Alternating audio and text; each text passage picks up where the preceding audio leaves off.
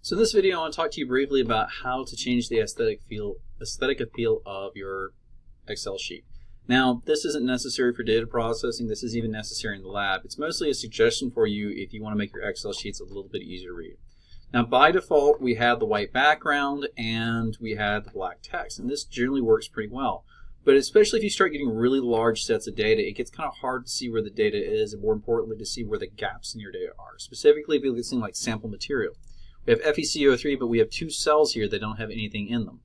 So a few options for making things stand out. One option here is to put in borders. So if you highlight a set of cells and you use this box here, the default is to have one bottom line, but if you do the drop-down menu, you'll actually see there's a lot of options. The all borders is kind of nice because what it's going to do is help your data stick out in contrast to the white background of a plain Excel sheet.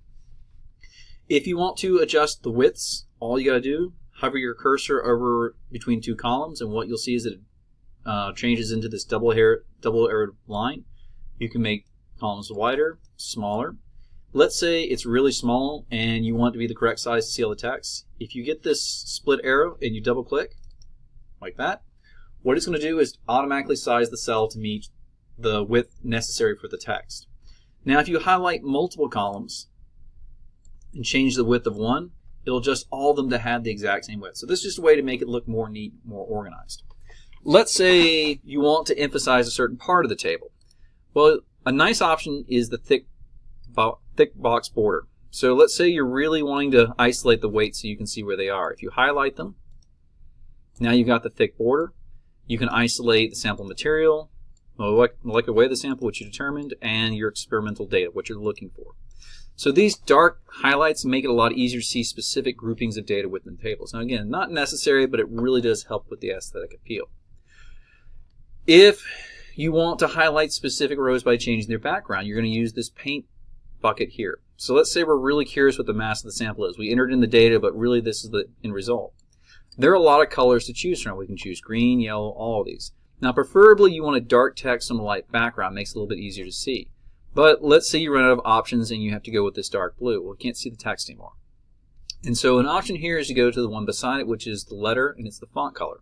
Now typically what you're going to use is either white or black. You really don't want to go with the other colors unless there is a specific reason to. But it's kind of nice to have it there, have white font against a dark background to really make it stand out. Other ways you can emphasize data. You can do bold, italicize, underline, or combinations thereof. Whatever you want to do to make your data more readable. Another option you can consider with these is the merge and center function. So the merge and center function will take a whole bunch of cells, and as it tells you, it's going to make them merge and center. So instead of having 3 separate cells, we can have 3 fused together or 4 fused together, or whole blocks. In fact, you're not limited to rows or just columns. You can do multiple rows and columns if you want them to bleed together.